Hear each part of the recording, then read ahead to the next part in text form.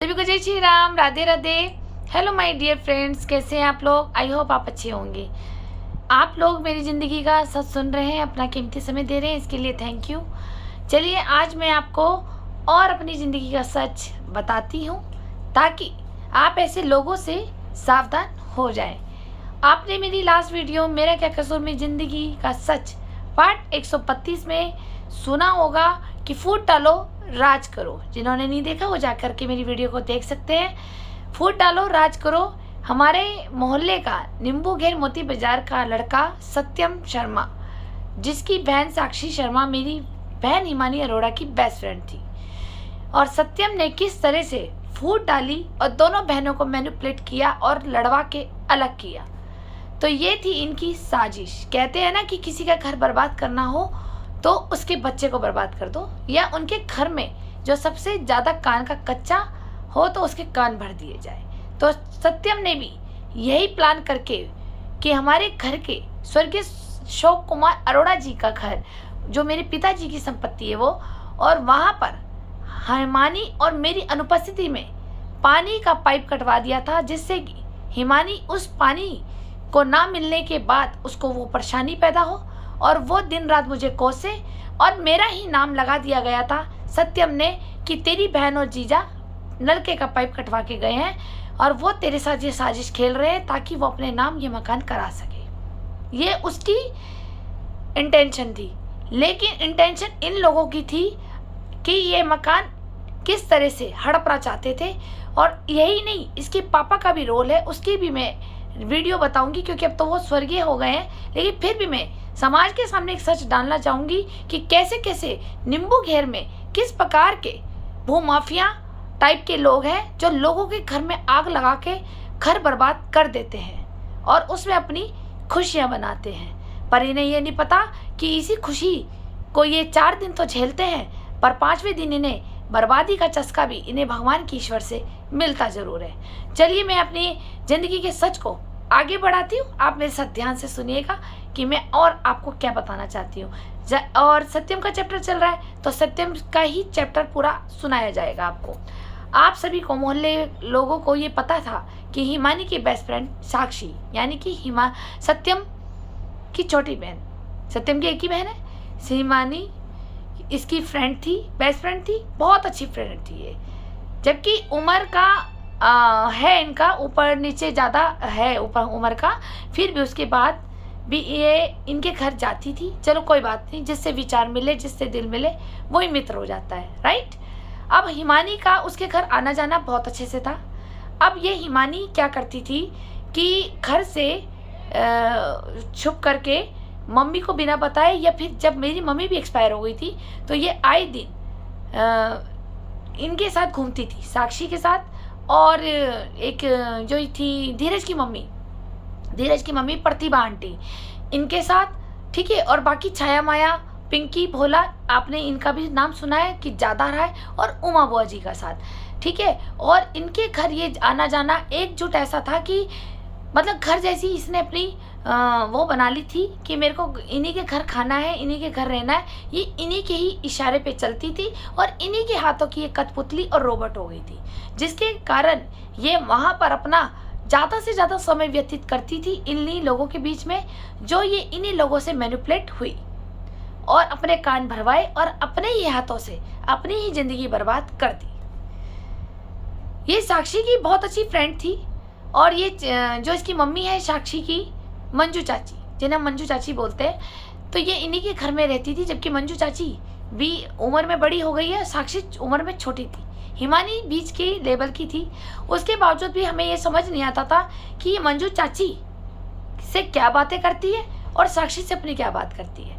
दोनों ही इसके राजदार हैं, अच्छे वाले राजदार हैं। सत्यम का राज हमने पहले बताया कि उसने विदित के बारे में कैसे हम लोगों को बताया कि इसका चक्कर था, और कैसे राज खुला था हमें हिमानी और विदित के आपस के रिलेशन के बारे में। लेकिन जब हिमानी की बेस्ट फ्रेंड साक्षी है तो वो भी राजदार थी, तो साक्षी से जब पूछा जाता था तो वो भी मुझे नहीं बताती थी।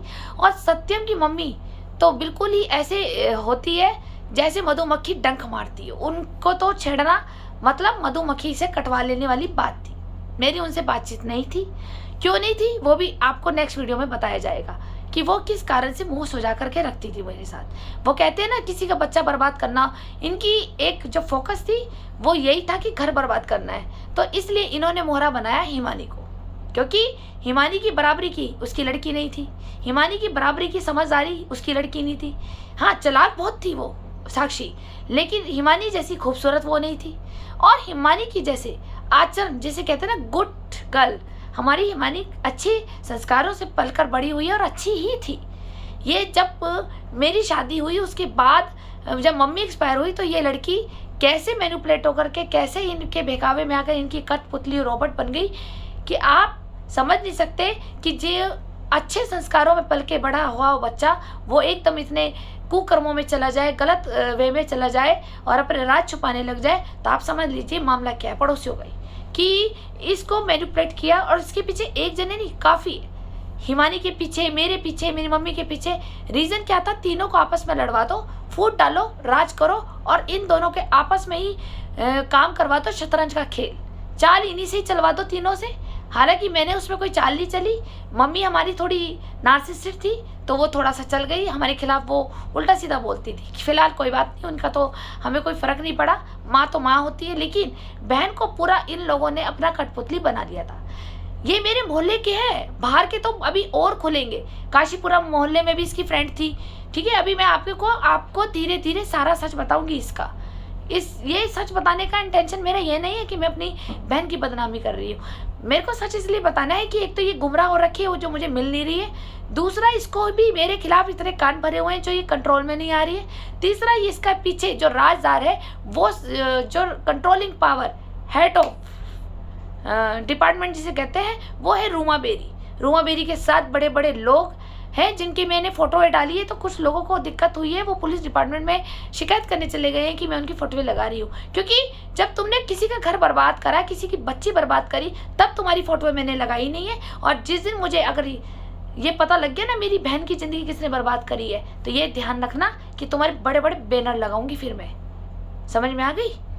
मुझे इन सबके नाम पक्का पता है कि जो इसके ग्रुप ऑफ गैंग है सब ने मेरे खिलाफ किया, क्योंकि सबको ये पता था कि ईशा इसकी ज़िंदगी बर्बाद नहीं होने देगी। वो कहते हैं ना जो घर में समझदार बच्चा हो पहले उसकी ही गर्दन काटी जाती है। तो सबको मेरे से ही डर था, मेरे से ही खतरा था कि यही एक पढ़ी लिखी और यही समझदार है, ये अपने घर को बचाओ करती है। मैं ही इनके घर की ढाल हूँ, मम्मी और हिमानी की।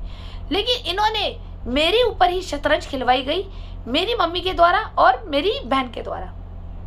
दोनों ही दिमाग की अल्लड़ और कचड़ निकली है। और आप लोगों के आगे मैं ये माजरा रख रही हूँ कि जब मेरी बहन सत्यम के साथ घर में रहती थी, ज़्यादा वहीं बातें करती थी, वहीं पर ही सारे राजदार सत्यम को पता है। फिर इसकी बेस्ट फ्रेंड साक्षी, फिर मंजू चाची और सत्यम की बीबी प्रियंका और प्रतिभा आंटी, ठीक है, धीरज की मम्मी, और ये भोला भोला तो मैंने आपको बताया। अभी मैं इन दोनों का टॉपिक बताती हूँ। इन दोनों के साथ क्या था, जब भी हिमानी कहीं जाती थी तो हिमानी कहती थी कि मैं साक्षी के साथ ज्वालापुर जा रही हूँ। कहाँ ज्वालापुर करने के जा रही है? कभी कहती थी कि मुझे शॉपिंग करनी है, इट्स ओके करो। बच्चे को मैंने कंट्रोल नहीं किया। मुझे हिमानी पे उतना ही विश्वास था जितना मैं अपने पापा पे और जितना मैं अपने महादेव पे करती थी। मैंने कहा नहीं, मेरा बच्चा गलत नहीं है, हमारे घर में ही पला बड़ा है, ये गलत रास्ते पे नहीं जाएगा। तो ये हर समय जब देखो साक्षी के साथ कहा जा रही है ज्वालापुर। फिर बीच बीच में मैंने इसको टोका कि ऐसी कैसी शॉपिंग हो रही है, चलो मुझे भी ले चलो। तब इसने मुझे मना कर दिया कि नहीं नहीं, तुम क्या करोगी, तू बीमार रहती है, तू इतना चल नहीं पाएगी बाजार में, हम तो बहुत ज़्यादा इधर उधर घूमते हैं, तो हम तो रात को आएंगे, इस टाइप से बोलती थी। मुझे ना ले जाने का एक्सक्यूजेस इसने मुझे रखा। फिर उसके बाद धीरे धीरे मुझे क्या बहाने लगाने लगी, हम तो सत्यम के मामा के घर जाते हैं। आप पॉइंट ध्यान से सुनिए कि मैं और साक्षी सत्यम के मामा के घर जाते हैं, जो ज्वालापुर में रहते हैं उसके मामा, ठीक है। मामा उसके भी, मामा मेरे भी है। आप लोग समाज मुझे जवाब दे, कमेंट करें मुझे वीडियो के नीचे कि भाई आप ये बताइए, जब बच्चा मेरा जा रहा है तो ये क्या इसको एक जिम्मेदारी नहीं बनती कि ये मुझे उस जगह का एड्रेस बता के जाए, मुझे उन मामा लोगों का भी, नंबर देखी जाए। लेकिन जब ये रात को 9-10 बजे तक नहीं आती थी तो मेरी मम्मी मुझे कई बार मेरे हस्बैंड को फ़ोन करके बोलती थी कि वो अभी तक नहीं आई है, वो जौलापुर बता के गई थी साक्षी के साथ। हमें टेंशन हो जाती थी, हम इसका फ़ोन लगाते थे तो इसका फ़ोन बंद हो जाता था। और साक्षी को जब हम फ़ोन करते थे तो दीदी हम मार्केट में हैं, पहुंचने वाले हैं। इनके दोनों के व्यूज़ यही रहते थे और उसके बाद ये घर पहुंचते थे लेट। ठीक है, ये इन दोनों की झूठ चपाटी आपस में अच्छी थी। क्यों? राज भी उसका क्या था आप लोगों के सामने आया हुआ है कि वो किसके घर शादी करके गई है। वो अपना राज छुपा रही थी तो वो अपना राज छुपा रही थी, और दोनों ही एक दूसरे के राज छुपाने में लगे हुए थे। उस पे जो था इनका सत्यम, जो हिमानी को बाद में मम्मी के जाने के बाद और मेरी शादी के बाद, मम्मी की डेथ के बाद हिमानी को वो टॉर्चर करने लगे, ब्लैकमेल करने लगे और उससे पैसे खाने लगा हिमानी से। क्यों? क्योंकि हिमानी के ऐसे राज थे जो हिमानी नहीं चाहती थी कि मुझ तक पहुंचे या और कई फैमिली में पहुंचे। तो हिमानी ने भी उसका मुंह बंद रखने के लिए उसे पैसे देने शुरू करे। फिर इस तरह से इनके घर में ये चाल चलती रही। चाची से तो हम कुछ पूछ नहीं सकते थे, चाची से तो मैं ये भी नहीं जाके पूछ सकती थी मंजू चाची से कि भाई हिमानी आई थी या नहीं आई थी। फिर धीरे धीरे क्या हुआ, हिमानी का मेरा तब तक 2016-17 में आना जाना था। कभी मैं उससे मिलती थी, कभी वो मेरे से मिलती थी। तो इस तरह से वो बीच में मुझे गायब हो जाती थी, ये कह करके कि मैं सत्यम की मम्मी के साथ देहरादून जा रही हूँ। ध्यान से सुनिए, मैंने क्या बोला, देहरादून जा रही हूँ। तो हम भेज देते थे सिर्फ इसलिए कि सत्यम की मम्मी एक चाची है, एक चाची माँ जैसी होती है, जैसे साक्षी और सत्यम उसके बच्चे हैं, तो वो हिमानी को भी अपनी बेटी समझती होगी। पर कहते हैं ना, ईर्ष्या और जलन के भाव दूसरे के घर में आग लगाकर दूसरे के बच्चे को बर्बाद कर देते हैं। क्यों? क्योंकि खुद के बच्चे तो लायक है ही नहीं। आपको खुद पता है कि सत्यम कैसा है और साक्षी कैसी है। तो जब अपने बच्चे लायक नहीं होते तो वो सोचता है कि जो सामने वाले का बच्चे लायक है तो इसको बर्बाद कर दो। हमारी हिमानी समझ नहीं पाई इस चीज को, उसको प्यार में, मोह में लेके, भाव में लेकर के, जो हमारी हिमानी कहती है कि मेरी बहन भाव नहीं देती प्यार के, मैं तेरी बहन प्यार के भाव तो नहीं देती लेकिन जान से ज्यादा तो बहुत चाहती है। ठीक है ना, तेरी बहन 2 थप्पड़ तुझे मार सकती है, तेरी बहन तुझे गाली गलौज कर सकती है गुस्से में। कब करा मैंने पहले तो ये बता। 1-2 बार कभी तेरी गलतियों पे डांटा होगा, वो भी तब जब तेरी विधि से चक्कर था। उससे पहले मैंने तुझे कभी डांटा हो तो बता। तुझे मम्मी भी मारती थी ना, तो तूने इतनी मार नहीं खाई जितनी मैंने मम्मी से खाई और पापा से खाई, क्योंकि मेरे सर पे कोई बड़ी बहन और भाई नहीं था। काश मेरी भी बड़े भाई, मेरी बड़ी बहन होती तो मुझे मम्मी के हाथों से पिटने से बचाती। लेकिन जब तू पैदा हुई मैंने तुझे माँ बन के पाला, और उसके बाद मैं मम्मी को भी नहीं हाथ उठाने देती थी, पापा को भी मैं कह देती थी कि मत मारो इसे, मैं पढ़ा लूंगी। तू पढ़ने में इतनी कमजोर थी, तेरी बुद्धि इतनी ठस थी कि तू पापा से इतना डरती थी। मैं पापा को भी मना कर देती थी कि नहीं मत मारो, बहुत कम तूने मार खाई है पापा से। लेकिन मैंने अगर तेरे को कभी डांटा, वो तब डांटा जब तेरा विधि से चक्कर चला, क्योंकि हमें पता था वो विधि तेरे से शादी नहीं करेगा, ये हमें कन्फर्म था। ठीक है, क्योंकि वो कन्फर्म था। लेकिन तेरी इच्छा के आगे मैं झुकी, उससे रिश्ता भी मांगा और उसने मना कर दिया। मेरी इंसल्ट करवाई है तूने। ठीक है, तूने मेरी नहीं, तूने अपने पापा की इंसल्ट करवाई है कि उस लड़के ने तेरे साथ इतना लॉन्ग टाइम चक्कर चला के, अफेयर चला के, तेरी जिंदगी बर्बाद करके, और उसके बाद हम दोनों में फूट डलवा करके वो अलग हो गया। ठीक है, काम तो कर लिया ना उसने अपना। इसको कहते हैं माइंड गेम। ठीक है, ये माइंड गेम आजकल लड़के कैसे खेलते हैं, मैं इसके ऊपर एक स्पेशल वीडियो बनाऊंगी ताकि समाज की बेटियों के काम आए वो। तो इस तरह से हम दोनों बहनों को अलग किया, जबकि वो विदित शिवनगर गली में रहता था और मेरी सास रुमा बेरी और मेरी जेठ राहुल बेरी जी से अच्छे टर्म्स है इसके। तो ये प्लानिंग आप समझ रहे होंगे कि ये कहाँ से चल रही थी, सिर्फ एक प्रॉपर्टी को हथियाने के चक्कर में। पर मैं समाज से कहना चाहूंगी, अगर आपको दूसरे का अधिकार खा करके अगर सुकून मिलता है तो मैं जरूर कहूंगी कि आप वो उसको जरूर खाए, अगर मिलता है तो मैं भी देखना चाहती हूँ कि इंसान और भगवान में कितना डिफरेंस है, कि वो आपको कैसे सजा देता है या नहीं देता। चलिए, मैंने अभी आपको ये बताया ना कि हिमानी मंजू चाची के साथ देहरादून जाती थी, और उसके बाद भी ये 2-2 नाइट वहाँ रुकती थी। इसने 1-2 बार मुझे बोला कि मंजू चाची की जो बहन है, छोटी या बड़ी, वहाँ पर देहरादून रहती है, तो वहाँ पे जागरण था। मैंने इसको रोका नहीं। ये मुझे उस वक्त ये कह के गई थी कि मैं 2 दिन के लिए, हो सकता है मेरा फ़ोन बन जाए, मैं सत्यम की मम्मी के साथ और साक्षी औरों के साथ मैं बस में बैठ करके देहरादून जा रही हूँ, क्योंकि उसकी मौसी के यहाँ जागरण है। मुझे पहले ये लगा, मैंने हिमानी को याद होगा, मैंने बोला यार जागरण था तो मेरे लिए भी बात कर लेते तो मैं भी चल लेती देहरादून। तब मेरा देहरादून में मकान नहीं था वहाँ पे। तो इसने बोला कि नहीं नहीं, अब सत्यम की मम्मी तो ऐसे चिढ़ती है, तेरे को कैसे बोल देगी जागरण के लिए। मैं कहा ठीक है तुम जाओ, फिर मैं जब आ जाएगी तो मुझे कॉल बैक कर देना। इसने मुझे आकर के कॉल बैक भी नहीं करी।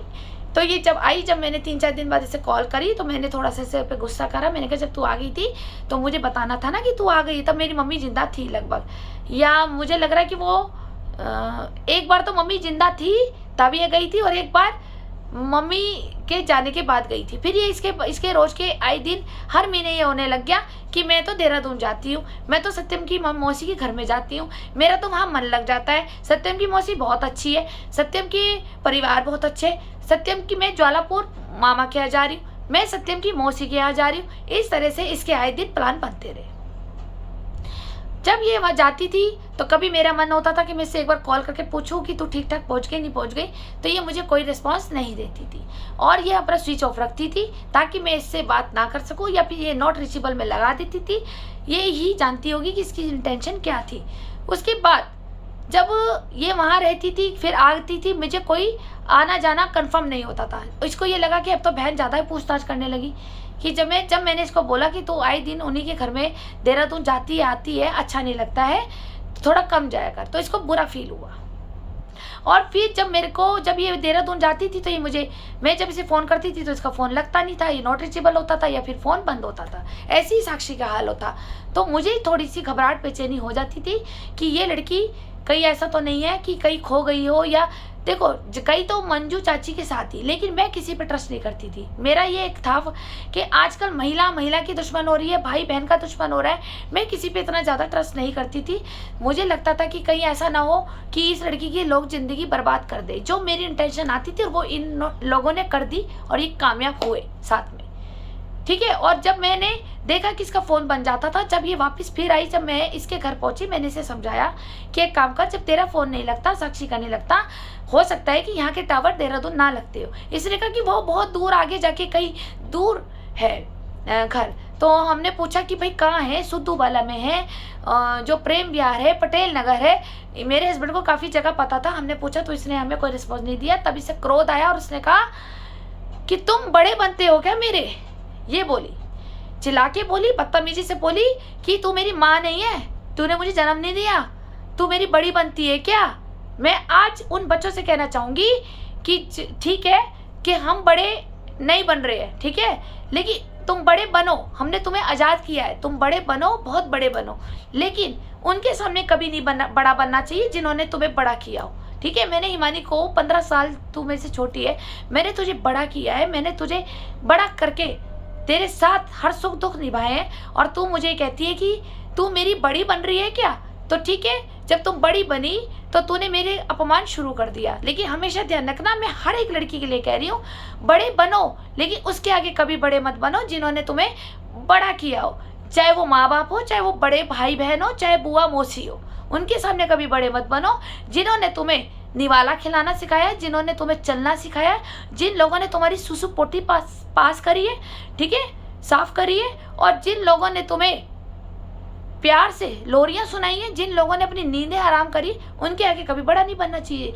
जिन्होंने बोलना सिखाया है, बड़ा भाई और बड़ी बहन, अगर तुम्हें वो पाल नहीं रही है, मान लो कि तुम्हारे मम्मी पापा नॉर्मल है, अच्छी से केयरिंग कर रहे थे सब बच्चों की, लेकिन बड़ा भाई और बड़ी बहन भी उसको पढ़ना लिखना तो सिखाते हैं ना, होमवर्क तो वही करना सिखाते हैं ना बड़े भाई बहन। इतनी मम्मी पापा को कहाँ टाइम रहता है कि छोटे बच्चे को होमवर्क करा सके, वो हमेशा बड़े वाले बच्चे पे ही बर्डन आ जाता है कि इसका होमवर्क देखियो जरा, इसे पढ़ाइयो, तेरे को भी तो पढ़ा रहे हैं हम। तो इस तरह से कभी उसके सामने बड़ा नहीं बनना चाहिए, चाहे माँ बाप हो, चाहे भाई बहन हो, घर का बड़ा हमेशा बड़ा ही रहेगा, चाहे आप लोगों की कितनी बड़ी उम्र हो जाए। अब फिर धीरे धीरे सत्यम की मम्मी तो इन्हें बताई मुझे, फिर धीरे धीरे प्रतिभा आंटी के साथ जाने लगी है। प्रतिभा आंटी के साथ भी यही ड्रामा इसका यही शुरू हो गया, मैं देहरादून जाती हूँ, आए दिन मैं देहरादून जाती हूँ। तो हमें लगता था कि इसे देहरादून इतना पसंद है तो क्यों ना इसकी हम देहरादून शादी करा दे। तो हमने देहरादून में कुछ लोगों को जानकर लोगों को बोला कि इसके लिए हिमानी के लिए लड़का बताया जाए ताकि हम इसको देहरादून ही ब्याह दें, क्योंकि आए दिन ये लड़की देहरादून जाने लगी। तो इसने शादी के लिए मुझे मना कर दिया, नहीं मैं देहरादून नहीं शादी करूंगी, मैं दिल्ली जाऊंगी, मुझे दिल्ली पसंद है। हमने कहा चलो ठीक है, तुमने अपनी चॉइस तो रखी हमारे आगे, लेकिन इस तरह से ये साक्षी के साथ ज्वालापुर, साक्षी की मम्मी के साथ ज्वालापुर, मामा का बहाना लगा के फिर ये साक्षी औरों के साथ और ये जो सत्यम की मम्मी है उन लोगों के साथ ये देहरादून का बहाना लगा के वहाँ जाती रही। फिर इनने प्रतिभा आंटी पकड़ी, फिर इनका बहाना लगा के लगी। फिर उसके बाद 4th नंबर पे इसने पकड़ा छाया, माया और ये भोले का परिवार, कि इन लोगों के साथ भी ये देहरादून और ऋषिकेश जाने लगी। आखिर क्यों, क्या कारण था? क्या इस लड़की को नंबर नहीं देना चाहिए था? जब मैं स्कूल में पढ़ती थी, सेवा सदन स्कूल में, मेरी 2-3 फ्रेंडें थी। मैं अपने घर में लिख करके नंबर लिख करके मम्मी को देके जाती थी कॉपी में, क्योंकि मेरे यहाँ पेरेंटी फ़ोन था। तो मैं मम्मी को ये कहती थी कि अगर मेरे को लेट हो जाए तो ये मेरे को इस नंबर पर ढूंढ लेना। ये मेरी फ्रेंड है रेशु, ये मेरी एक और फ्रेंड है रेनू जो रेलवे स्टेशन के पास रहती है, और ये मीनू है, ये भी रेलवे स्टेशन के पास रहती है। इनके घर के नंबर PNT नंबर ये है। अगर मम्मी में देर हो जाए मुझे आने में तो आप कॉल कर लेना और पापा को मुझे वहाँ भेज देना, वो मेरे को लेने आ जाएंगे अगर मेरे को वहाँ लेट हो गया तो, ठीक है? नहीं तो मैं अपना रिक्शे से आई जाऊँगी। तब उस वक्त 5 रुपये लगता था रेलवे स्टेशन से वापस आने में। मैं जिसके भी घर जाती थी मैं अपनी मम्मी को नंबर दे के जाती थी कि मेरे को, क्योंकि खुद भी एक डर रहता था कि मैं कहीं किडनैप ना हो जाऊँ। वो पुरानी पिक्चर आपने देखी है, वो कोयला जो थी अमरीश पुरी की, कि उसमें अमरीश पुरी भी माधुरी दीक्षित के साथ कैसे करता है, और एक जिगर फिल्म थी उसमें भी लड़की उठवा ली जाती है। तो इस टाइप की मैंने कुछ पिक्चरें देखी थी, तो मेरे अंदर एक खौफ और एक डर बैठा रहता था कि अगर मैं घर से बाहर निकल रही हूँ तो ये ना हो कि मुझे कोई उठा ले गुंडा और मैं गायब हो जाऊँ और मेरे मम्मी पापा ढूंढे और परेशान होए। मैं ये नहीं चाहती थी, इसलिए मैं अपने मम्मी पापा को नंबर देके जाती थी कि मैं इतने बजे से इतने बजे तक वहाँ फ्रेंड के घर जाऊँगी, क्योंकि वहाँ हम साथ में कभी कभी पढ़ते थे, तो एक दूसरे के साथ हम प्रैक्टिकल फाइल बनाते थे, तो मैं मम्मी को नंबर देके जाती थी। मैं उस टाइप की लड़की थी। लेकिन मैं हिमानी से अगर ये पूछती थी कि तेरा नंबर नहीं लगता तो तू मुझे नंबर उन लोगों की दे दे, ताकि मेरे को अगर ये लगे कि हाँ भाई मुझे ज़रूरत है तेरी, तो मैं उन लोगों को फ़ोन तब करूँगी जब तेरा नंबर नहीं लगेगा। और मैं ये भी नहीं बोलूँगी कि मुझे नहीं बता के आई है तू, और मैं ऐसी बात पे तेरे को फ़ोन नहीं करूँगी। मुझे भी पता है किसी के घर में फ़ोन करना मतलब अगर मैं तेरी जानकारी या सूचना लूँगी तो उनके मन में भी एक वहम आ जाएगा, शायद तू हिमानी झूठ बोल के घर से आई है इसलिए तेरी बहन ने फ़ोन करा है। मैं कहा मैं तब भी फ़ोन नहीं करूँगी।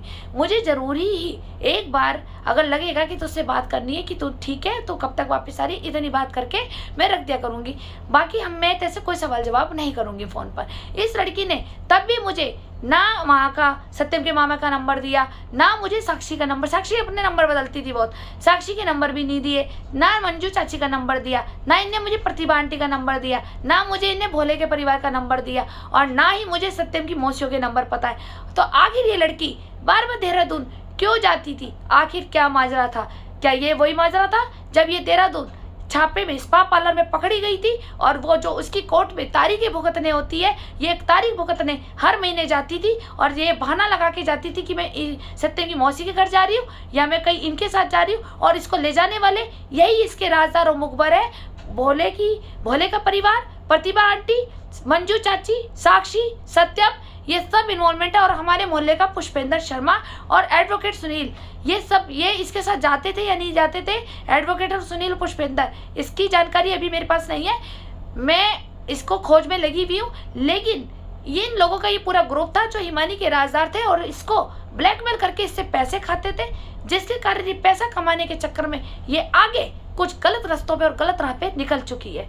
तो आप बताइए कि मैं गलत हूँ या हिमानी गलत है? गलत हम दोनों ही नहीं होंगे, ना ही हम दोनों सही होंगे। बताइए मेरे क्या कसूर? मेरी बच्ची घर से झूठ बता के जा रही है मैं देहरादून जा रही हूँ, तो मेरे को तो ये राइट बनता है या नहीं बनता? या मैं वो इसलिए गलत हूँ कि मैंने इसे जन्म नहीं दिया क्योंकि मैं माँ बनने की कोशिश कर रही थी इसकी, और या फिर मेरी जिम्मेदारी जो पापा मुझे दे के गए थे, या वो गलत थी या ये अपनी जगह सही थी कि मेरे को इसने दूर कर दिया कि तू मेरी माँ नहीं है, सिर्फ लोगों के कहने से और कुछ नहीं था। लोगों के कहने से कि तू बड़ी बनती है और तू मेरी जन्मदाता नहीं है, तू मेरी माँ नहीं है, अपने आप को तू बड़ा समझती है, मैं भी बड़ी हो गई हूँ, मैं अपनी मर्जी जी सकती हूँ, मैं अपनी मर्जी से कुछ भी कर सकती हूँ। इसने मुझे इस तरह से बदतमीजी बोलना शुरू करी सिर्फ इन्हीं लोगों के कहने पे। और कहते हैं ना जैसा संग वैसा रंग, जिन लोगों के बीच में रह रही थी वैसी ही भाषा सीख गई मेरे साथ बोलने के लिए, जिसके कारण मैंने अपने घुटने टेक दिए थे इसकी लैंग्वेज के आगे, और मैंने अपने पिताजी का सम्मान समझकर इसके मुंह नहीं लगी, और मैं वापस अपने घर आ गई। मैंने इसके आगे हाथ जोड़ दिए, ठीक है तुम बड़े हो गए हो, बहुत बढ़िया बात है, अपना घर संभालो, कोई दिक्कत नहीं है। अब आप लोग देख रहे हैं कि घर की कैसी जिम्मेदारी ये लड़की निभा रही है और ये कहती है कि मैं नौकरी कर रही हूँ। तो नौकरी कर रही है तो नौकरी करने वाली लड़की छुपी हुई क्यों है?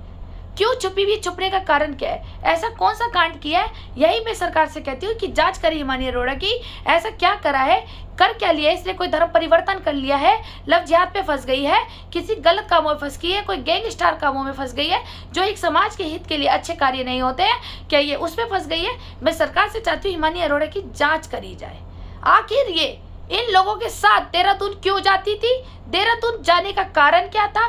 मुझे झूठ बताने का मकसद क्या था? कि ये सच में ही सत्यम की मौसी के घर जाती थी या नहीं जाती थी, या ये कहीं और जाती थी, या स्पा पार्लरों में जाती थी, या गलत काम करवाने के इंटेंशन से, इसको बर्बाद करने के इंटेंशन से ये महिलाएं इसके साथ जाती थी? आखिर क्यों?